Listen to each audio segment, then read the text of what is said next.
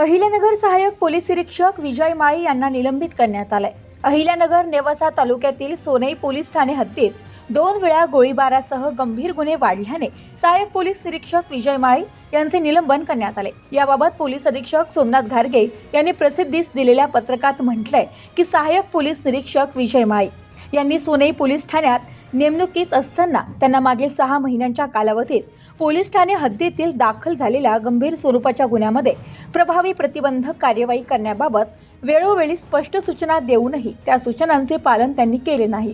त्यामुळे सोनई पोलीस ठाणे हद्दीत गंभीर स्वरूपाचे अग्निशस्त्रांसह खुनाचा प्रयत्न असे गुन्हे दाखल असून कायदा व सुव्यवस्थेचा प्रश्न निर्माण झालाय।